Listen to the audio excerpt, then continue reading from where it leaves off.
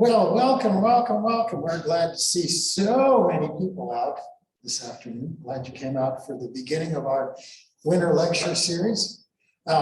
Just to give you a highlight, as you read, make sure you pick up the schedule for the upcoming lectures. Next 2 weeks from now, 23rd, usually we hit the second lecture on Kansas Day, but today, this time it's going to be a little bit before Kansas Day. Anyways, we're going to have two of our volunteers do a presentation about the Civil War soldier. If you're not familiar, Kansas was known as the Civil War soldier state because there were so many volunteers as well as counties named after. So two of our gentlemen are going to give you a highlight about what life is like being an everyday soldier. On the 13th of February, I'm going to be doing a presentation on the bicycle, the aid to women's liberation. Ooh.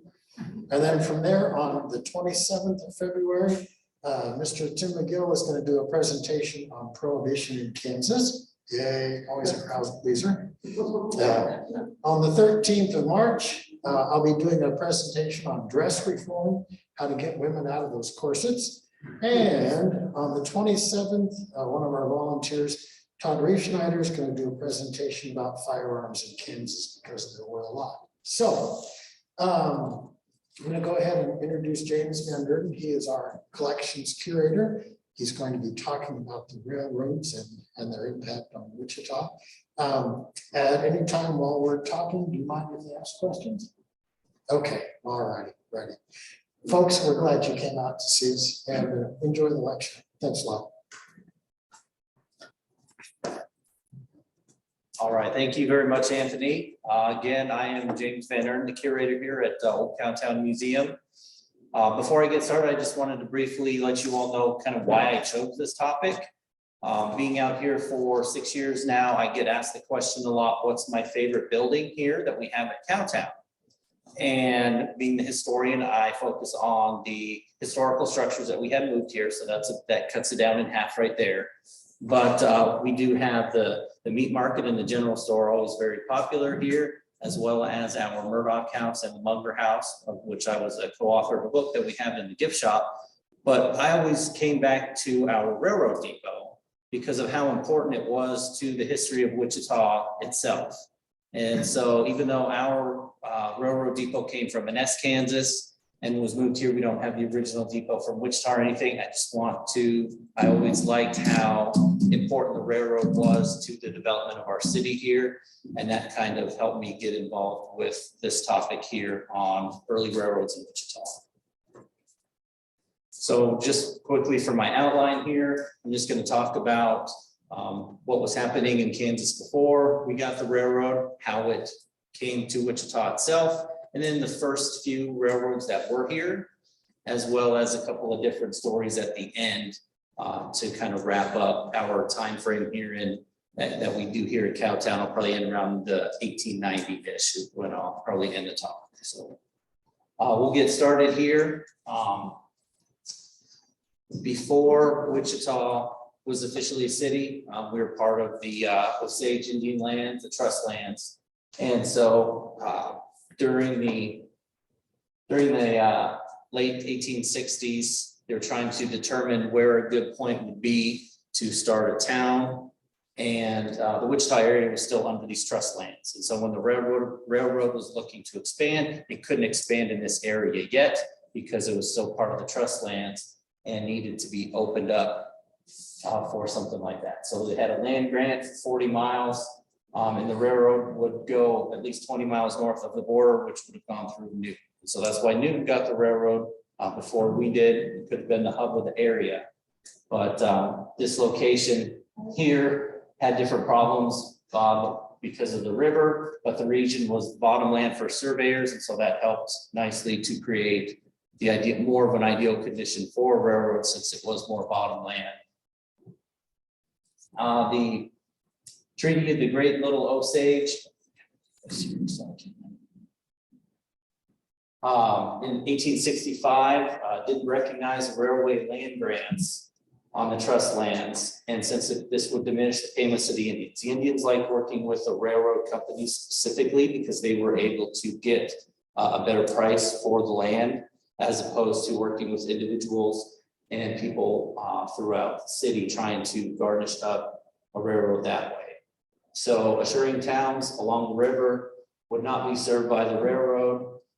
They wanted to make this happen. So Santa Fe was not interested in going 30 miles south to Wichita because of the land grant issue. And so several railroad companies were also disappointed with this treaty, again, because of the sale ability for the native tribes here. So the Indians preferred again to work with the railroads themselves. And so railroad companies like these arrangements too, since the profits for these resales provided the state transportation system with a subsidy. So that always helps when you get free money from the government to help access these potential new railroad areas. And so I'm going to start with railroad that the first one that was interested in coming into this area, the Leavenworth, Lawrence, and Galveston Railroad. Sage eventually rejected this and signed a new treaty with the Drum Creek Treaty in '68 with the Leavenworth, Lawrence, and Galveston Railroad. And so this railroad purchased the entire 8 million square acres that we had here that was supposed to be paid over a long time span because they didn't want all the money up front just so that they can get some of their, get their profits back while the railroad was up and running. They didn't want to put it all online at the beginning and then of course to avoid taxes.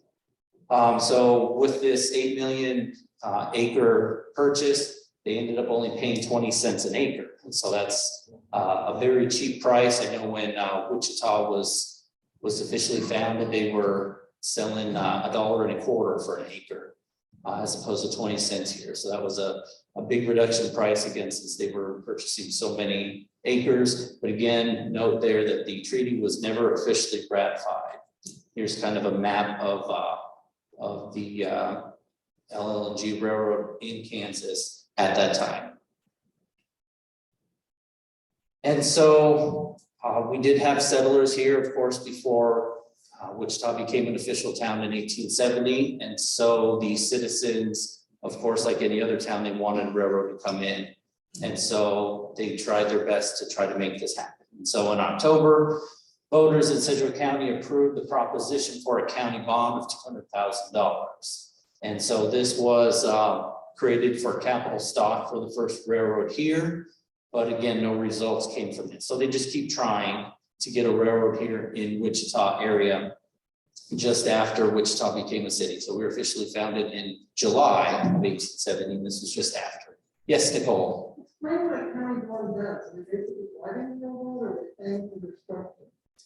So the county bond, they wanted to include the entire county involved in the process instead of just the specific citizens here in the area, just to try to gain more interest that way. Is that not answer enough?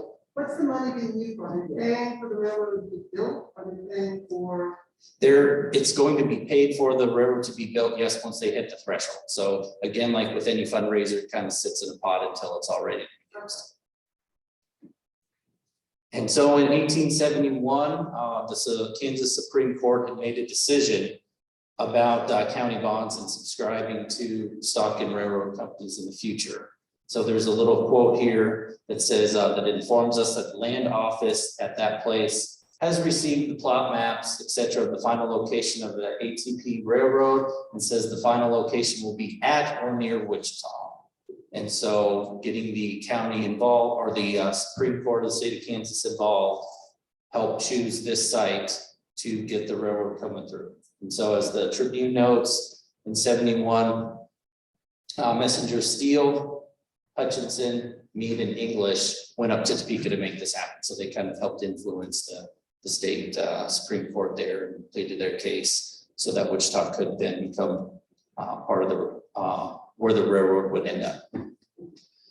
And so in June of that year, Mr. Meade wrote to the Santa Fe Railroad themselves, pleading for the area of Wichita to get the railroad to come here.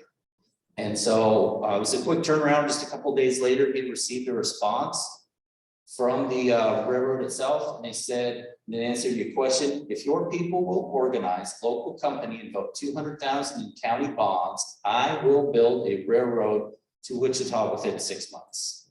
So Mr. Meade was a big advocate for getting the railroad here, did what was necessary. Again, he pleaded his case specifically to the railroad company to get it to come here.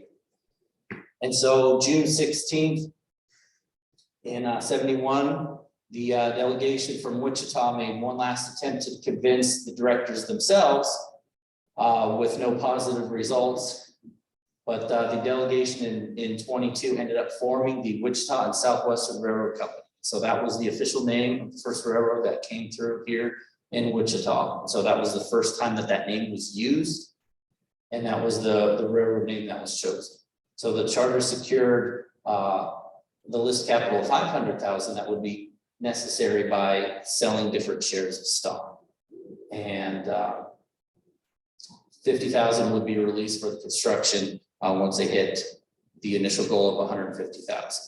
So again, with Meade's plea, 6 months, they started constructing the railroad down here. So this is a document that's held by the Wichita State University Archives from the railroad itself that says that they wanted to inform Mr. Meade that they wanted him to be the director of the railroad here in Wichita, since he was the one that pleaded the most to get the railroad here. So it says, I am directed to inform you that you have been appointed director in the Topeka and Southwestern Railroad Company. And so this is a copy here of the letter held by Wichita State Archives. And so with local members, Mr. Meade again being the president, he enlisted friends of his, C.F. Gilbert, James Steele, Greifenstein, William Greifenstein was the treasurer, and so forth, to be on the board for the Wichita and Southwestern Railroad Company, getting the railroad here. And so they influenced the control through Mr. Holliday and Mr. Peter, the chief engineer and general manager at that time, to get the Southwestern Railroad connected to Wichita. And so to kind of put a bow on all of this, Wichita needed help from one of its neighbors in Newton. And so we had a town north of here called Park City that also wanted the railroad and also was pleading to get a railroad there as well. And so we needed to either Park City or Newton on our side to get the railroad to come here. Park City was dead set on getting one, so that wasn't really a liable solution. And so we went to Newton. And in return for a favorable vote, Newton wanted Wichita's support to create their own county out of Sedgwick County, because at this time Newton was still part of Sedgwick County. They wanted their own county and they wanted to be elected the county seat. So Newton basically said, okay, if you support us getting our own county, we will support you getting the railroad. You scratch our back, we'll scratch yours, kind of thing. And so Harvard County became its own county in February of '72. After the election in May, later on in May, the courts declared Newton over Sedgwick as the county seat. So they did win, and with Newton's support, Wichita was able to get the railroad over Park City. And so on the 11th of August, the county voted and passed the $200,000 bond connecting Newton to Wichita for this $200,000 bond to get the railroad here. Ground was broken in September, but they didn't want to start building it in the middle of winter, so it didn't start construction until the following spring, '72. And while it's only 30 miles from Newton to here, the cost was over $33,000 just in the construction part itself, not paying anybody, just the materials and things like that. And more than 20,000 of which went just for the earthwork to get the different, make sure the lines are straight and what have you when you're building the railroad. And Greifenstein in English had gone to Emporia to secure a promise that the line would be tied with the Wichita and Southwestern, because again, they were part of the board of this newly created Wichita and Southwestern Railroad. They wanted to make sure that this new line would be connected to theirs. And then it was leased the line was leased to ATP and upon completion, and they later outright purchased it. And so here, this is a nice piece in the collection here at Cowtown. This is a certificate for the Wichita and Southwestern Railroad Company. It's 150 shares of stock, and I actually brought the specific document with me, and anyone who wants to see it after the lecture, you are more than welcome, but I wanted to put it up here, just that we have an official stock certificate from this railroad. It has a quick story about how we got it. In the late 1980s, one of our volunteers at Cowtown had heard about an auction that was going on up in Newton. And so they had contacted Wichita here at Cowtown and said, hey, we're having this auction, if you want to come bid on it, of course, yeah. But our volunteer was able to get the auction company to donate it to us. So that's how we have this piece of stock. We didn't have to purchase it. It was donated to Old Cowtown Museum. This is also for 150 shares. And as I said before, each share was $100. So this cost $15,000 in 1872 money when people were making $1 a day. So this was quite a bit of a chunk of the $200,000 that they needed to make their goal. And so on May 11th, the first railroad engine came to Wichita, but there were no passengers on it until the 16th. And so the first passenger train arrived in Wichita May 16th at night. They had a big cheer, big crowd coming out to see this, but it was raining at that time, so people were under umbrellas, but cheering on that the first passenger train arrived here in Wichita with 44 passengers.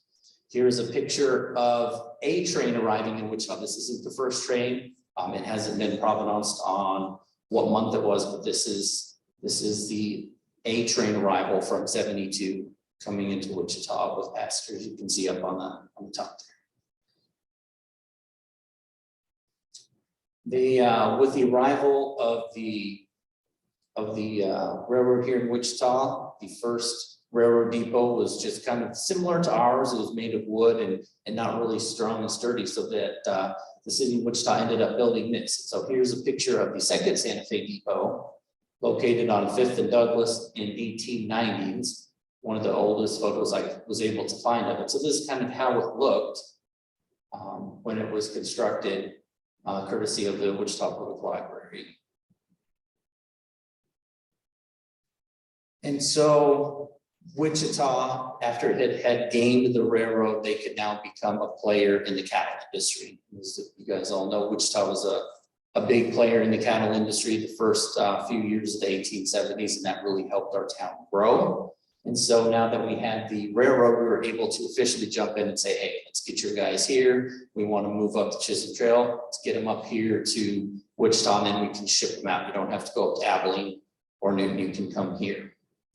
And so an estimated 800,000 head of Texas cattle was driven through Sedgwick County in 71. And so Wichita was like, hey, this is a prosperous journey. Let's try to get in on this. And so on the 8th of June in 72, the first shipment of cattle made its way from Wichita. So it had 18 carloads just a couple months after the first railroad had arrived here. They had jumped in with the cattle trade that summer in 72.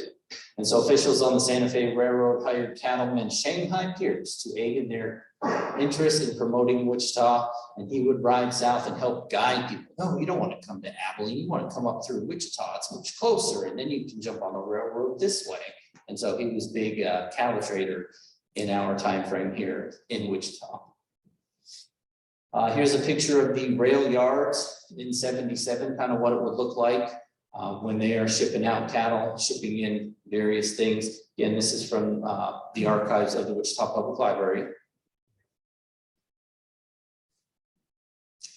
And with the stockyards completed, we were able to quickly capitalize on this Texas cattle coming up through Wichita. And so William Greifenstein donated 20 acres of his land for a construction of a packing house. So we wanted to get involved with that as well. And the loading pens were located a block south of Waterman in Santa Fe. The statistics through the state that we were given from 72 was that Wichita shipped 80,000 head of cattle valued at $2 million just during the cattle trade of the year 1872 alone. So pretty good return on investment right away once Wichita was able to get that railroad coming down connecting from it. And so we got some more figures here as the introduction of railroad gained cattle trade into Wichita. It was not as blossoming as they had hoped. They had that very first big year with 80,000, and then the numbers began to decline. More areas were opened up, and so 66,000 head of cattle. The next year, 50,000 down to 22. And so here are these figures from the Wichita Eagle City newspaper from May of 77, telling us that yes, Wichita was able to gain the cattle trade, but it wasn't as prosperous all the time. They kept moving the quarantine lines west. And so people kept going west, and Dodge City ended up becoming the big hub from the cattle trade once it continued to move west. And so, but bringing in the cattle trade really helped other businesses grow, and Wichita was able to grow because of that, even though the cattle numbers weren't always there. And so some more early impact of the railroads, you're getting more people into town. You are able to use bones. You're able to find bones and ship your bones out from when you are hunting the buffalo, ship those out. A lot of people made buttons out of bones. Early buttons were made that way. And they hired James Vannurden to travel on the trail to encourage cattlemen to visit Wichita, even though the numbers kept declining and kept trying, as you do. And the saloons and other businesses made a lot of money from these cattle trades. And again, so cattle helped get people here. And then once people here, people were able to see what all Wichita had to offer in various aspects. And so it helped boom the town specifically. Milling businesses expanded once the railroad got here. Marshall Murdoch came in 72 and started the Wichita Eagle City newspaper. And that has been a staple ever since. And so just various aspects why the first railroad impacted Wichita directly. This picture here shows, again, the Santa Fe Depot about 10 years later, circa 1890 or 1900. And you can see a nice stone building, which we still have that sitting up. But a nice photo courtesy postcard from the Kansas State Historical Society gives you more of a ground level view of what you'd see at this railroad depot. Your previous slide that had the picture of the building said it was Douglas and Fifth. Was Fifth since renamed, or what was it the North and South Street? Yes, and so I don't know what Fifth is called now specifically, but yes, it has been renamed. Yeah. And so with the gaining of one railroad, it's great. We got all these people coming in, but to expand your town, you try to get a second one, because that one railroad has all the power of setting prices, of setting times when people can enter and exit. So it's always nice to have a little more competition. And so the St. Louis, San Francisco, Wichita and Western Railroad was the second railroad to get here to Wichita. And in 1880, the county again passed the bond to get another railroad coming through into town. And so this railroad reached in May of that year, and it was known as the Frisco by the general public, since those four title names can get very mounting to speak all the time. So the Frisco. Other names, it was known around the country: St. Louis, Kansas, Wichita, St. Louis, Wichita, Western, St. Louis, San Francisco, but people call it the Frisco. And here's an article published about the Frisco in 1879, talks about the board of directors proposing to push things for local aid, and that Wichita is red hot for this road and will give her direct connection with St. Louis. And so the next big town here in the Midwest that trying to get Wichita connected to getting this Frisco Railroad in. The railroad reached east to Oswego. So The first railroad again went from Newton here, north and south. This one reached west to east. And there, the Frisco Depot was located at 825 East Douglas. And again, they claim that they could get you to from Wichita to St. Louis in a night and day. So I mean, to get to that central hub area of the middle of the United States was important to a lot of people. It became a branch line of the Santa Fe later, and it's now a part of Burlington Northern. Here is a photograph of the Frisco Depot on East Douglas Avenue. Another nice stone building from the Kansas State Historical Society. After they came in, again, you just want to keep expanding. We got 2 railroads, now we want a 3rd railroad. And so the St. Louis, Fort Scott, and Wichita became the 3rd railroad, and construction began in 1881. So just the next year, we were able to procure a 3rd railroad here in Wichita, and it went 160 miles all the way out to Fort Scott. And instead of just to Oswego, this one goes out to Fort Scott. And this is an article from the Beacon in 1881 talking about that, how the first spike was precisely driven in for the presence of a new immense railroad, the Fort Scott and Wichita, and all the different people that showed up in the road will be completed to Wichita by the 1st of January. And so this was again from April. So they were able to connect the new railroad coming in, starting in April, able to connect by the end of the year. To get the railroad, the city gave the railroad the use of Wichita Street as the right of way for 12 blocks and opened up a new trading area. Wichita Street was on the east side of town. Again, knowing the name of what it is now would have been helpful today, but unfortunately I don't know the name of that street now. And the line arrived July 4th. So a little bit after they said they wanted it by the 1st, ended up getting here in July. And so here is the newspaper article talking about a new short line route from Wichita. And the original depot was located at Wichita and Waco. Here's a picture of it here, just a small one again, kind of like the depot that we have here at Cowtown. Wichita and Waco, they're parallel streets. What kind of deal is that? I'm not sure if they are parallel streets now.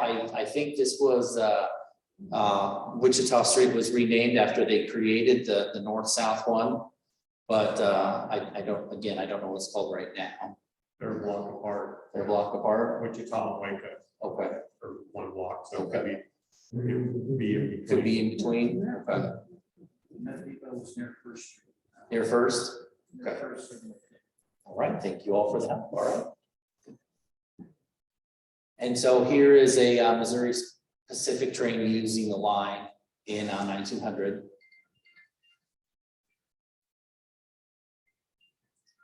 And by 1884, with us having 3 railroads, you can see here in the middle, Wichita having different routes coming through north, south, east, that way.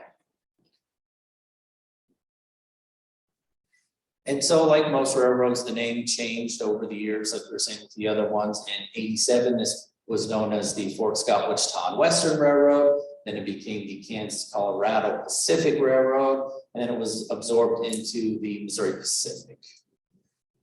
The Missouri Pacific station was built in 1900 at 302 West Douglas. That was a pretty cool railroad depot. We'll get to see a picture of that here soon. The station closed in 64, and now we have the Garvey Center there at the corner. And so here's a picture before it's torn down in 56 on West Douglas there downtown. Pretty neat building there.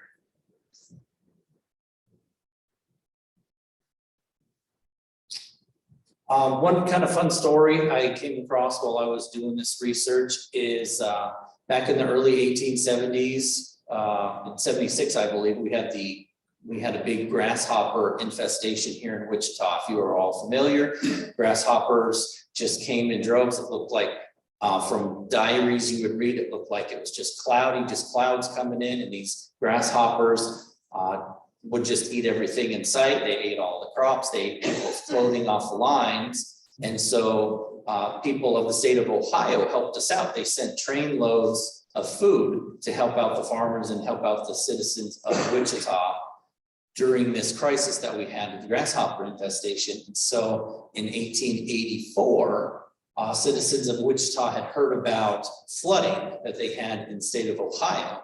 And so remembering the help that Ohio had given us 10 years before, Wichita citizens decided to help out. And Wichita leased from the Santa Fe Railroad 1 engine and 31 cars and filled them with corn that was then shipped out to the destitute farmers from the flooding in Ohio. So that left on March 8th. And the response to Ohio helping Wichita again in 74, this kind of helped complete the circle. And so here's a photograph from Cowtown's collection here of one of these trains heading out to Ohio in 1884, Wichita and Central County Relief Train for the Ohio Valley floods. And I'll get a little closer to a couple more photos, but you can see we have people standing up here on top. And this was a sign they made. These were known as the Grasshopper Train. Somebody had made this sign with a big grasshopper on it to remind the people from Ohio, hey, thanks for helping us out during the 1876 devastation that we had here. Here's our Grasshopper Train coming back and helping you guys out during your flood. And so again, there the grasshopper sat on the top, and it was labeled "Gone, Never to Return." And so they also wrote different things on the sides of many of the cards. For example, Wichita and Sedgwick County borrowed in 1874, returned in 1884. And another card said clouded with grasshoppers in 74, but flooded with corn in 84. So just to help Ohio remember, hey, this is why we're helping, in case those people didn't remember. And it stopped at every station on the way, and a lot of people cheered and were happy to see this train load go out to the state of Ohio. Here it was even depicted in Harper's Weekly that year in 1884. Again, here's you can see the grasshopper on the side here, as well as up here on the top, different ways that they were expressing their gratitude for, again, Ohio helping us out a decade before. And here is a railroad map from '86. Again, we got the Western Railroad coming out to the right, on the left there, out coming out west. So we continue to expand into this railroad here, the Chicago, Rock Island, and Pacific Railroads. This was the 4th railroad we got here in Wichita, the last one I'm going to talk about today. The line reached Wichita in the middle of the summer in 1887, and its main railway latched on to the Chicago Railroad that headed from Chicago all the way down to the Gulf. And nearly all the mileage was owned in Kansas, was built by the Chicago, Kansas, and Nebraska Railway Company from 85 to 88. And here's a picture of their nice Rock Island Depot from 1910. As most of you probably know, this is still up downtown Wichita here. Some facts about the depot. It was completed in November of '87. Its exact address is 711 East Douglas. Constructed from pressed brick, it's sandstone trimmings, and it had a layout of baggage room, 2 spacious rooms for waiting. You then had a hotel and dining room. Second floor had 9 rooms and an office. So a nice little depot built downtown. Station was heated with steam and lighted with electric lamps. So here's another photo from 1889. Rock Island Depot here again, 2 floors, so the offices were upstairs. They later built a freight depot next to it in order to help store everything, and it was situated immediately to the south. They opened a dining room, but that was only open for a couple of years. So they gave it a shot with the dining room, and this building was later added to the National Registry in '73. Again, that's downtown Wichita. Because of these various lines coming through Wichita, the Burton Stock Car Works opened up. And so their main objective was to build the cars for the railroads, but they didn't sell them to the railroads themselves, like you might imagine. They leased them out. And so the Burton Car Works company raised $50,000 for their construction. And Mr. Davidson was a big contributor on getting the rest of the money to complete the factory in February of '88 on East 37th Street. So way north of town at that time on 37th Street. And by 1890, they had 160 employees.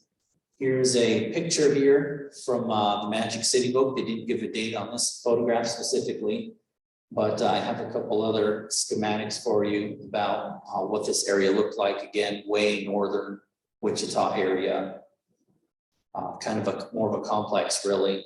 In addition to the factory, they kind of built a small suburb. So people that were working there, they built little frame houses around, and the people that worked at the Burton Car Works factory just lived in the specific area there.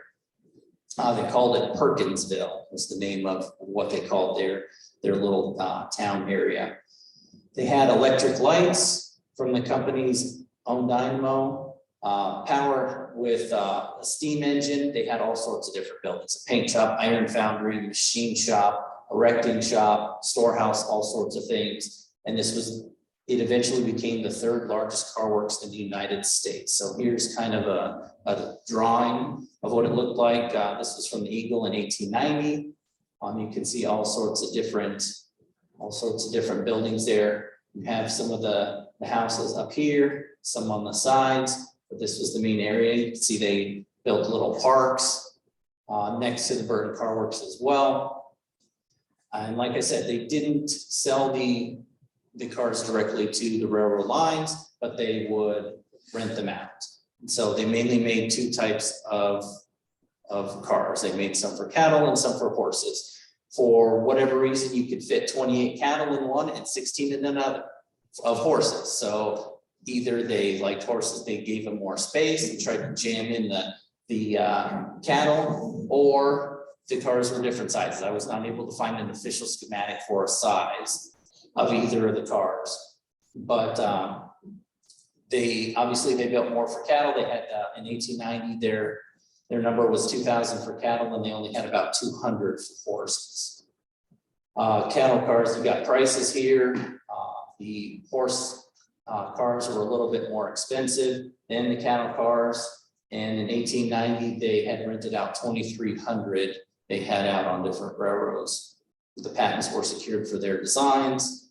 And by 1890, their production estimate just for that 1 year of making cars was 1,000. So that was about at the peak of their production. They're making about 1,000 cars a year at this Burton Stock Car Works.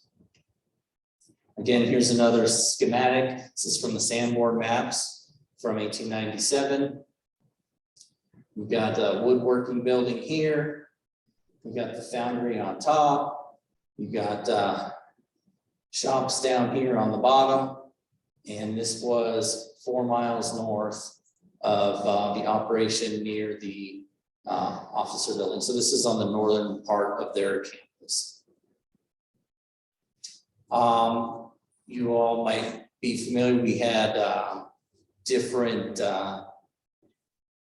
mini depressions throughout the 1870s, 1890s, 1910s before the big one in 20. So the crash of the 1890s affected Wichita pretty hard. And so the factory was too far away from the mines that they needed for their ores to create all of their carts. And so costs increased. And as the costs increased, they were able to produce less and less before they eventually ended up folding. The area went into many other different types of businesses, including the Broomcorn Warehouse, known as the American Warehouse Company. Different companies use this land: Cessna Aircraft, Boeing Aircraft, Coleman 47. But the Broomcorn warehouses, here's what the 1914 Sanborn maps look like as the Broomcorn, because we were known as the Broomcorn capital for a period of time. And that's because of the Burton stock car factory that we had here on the north side of town. With the multiple railroads that we had, the idea of creating a centralized depot then came into effect to get here in Wichita. Because you can see the addresses here, they're all really close together. Rock Island, Santa Fe, and Frisco Depot were all within about a block of each other. So they said, hey, we had a lot of issues, safety issues, people crossing long lines for commuters, all sorts of different things. So their solution was to build an overpass at 2nd Street that trains could use so that they didn't block Douglas all the time. And so this was a nice cartoon that the Wichita Eagle came up with, basically saying, hey, you can always create this overpass, but with the advent of automobiles, we're still going to get hit with automobiles anyway. So why waste the money on an overpass? Because people are still going to get hurt. So I thought that was entertaining. And so the idea of Union Station had begun. 3 railroads came together to build Union Station under Mayor Charles Davidson. The construction, you had concrete retaining walls, tracks would be elevated temporarily during this construction, cost of $2.5 million in the early 1910s, and it officially opened in 1914. So here's a picture of what it looked like shortly after its opening in 1914. Of course, this building still stands downtown today. And these are some drawings of what the interior would look like with the different concourses they had. This one here showcases the ticket office in the main entrance area with floors of marble and walls glazed with terracotta. You got a nice large dining room that served about 100 people at a time. It was located right off the main room. And the ends, on the end here, you had a lunch counter that you could order from, while the rest served as eating space. Here you had the ladies' waiting room, because you had to have a men's waiting room and a ladies' waiting room. And so this was the ladies' waiting room. The amenities had a wash and toilet rooms, as well as easy chairs and couches to recline on. The men's didn't have those, but the ladies' waiting room had those. They were decorated in cheerful tones, as opposed to very plain in the men's waiting room. The incline plane connected the waiting rooms to the train platforms itself, out the doors. And so here is a picture of the Rock Island train coming through at Union Station in 1914. More of a, again, a ground level shot. And then in 1919, President Woodrow Wilson came to town. And here's his motorcade parked in front of the Union Station Depot. I wanted to end with this quote here. I thought was interesting, written by Marshall Murdoch himself, talking about railroads in general and how important it is.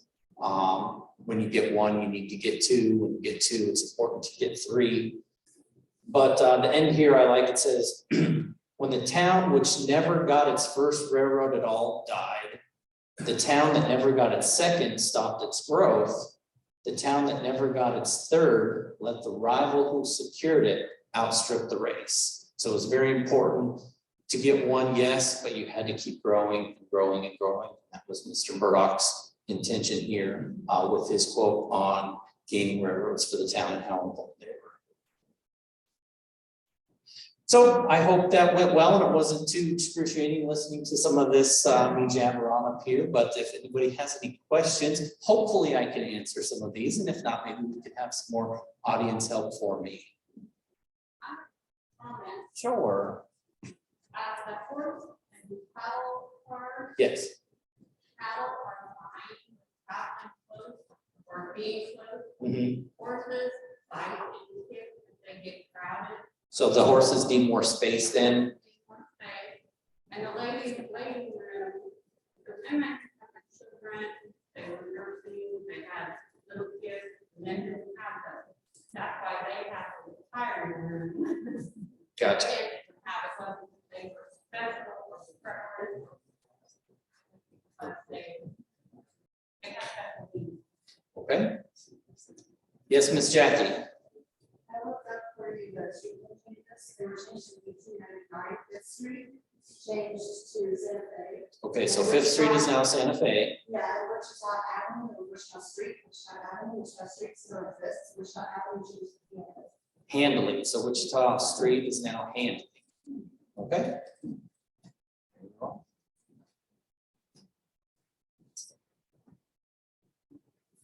Any other questions or comments?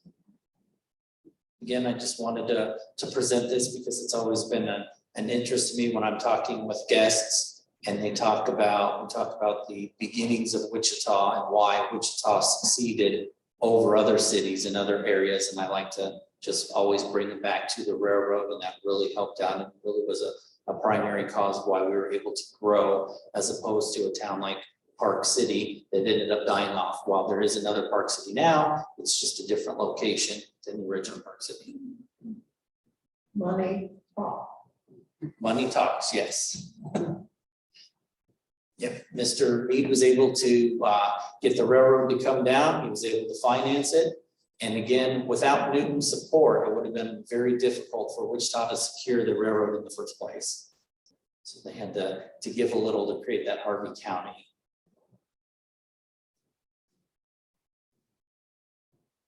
All right, everyone, thank you very much for coming out. We appreciate it.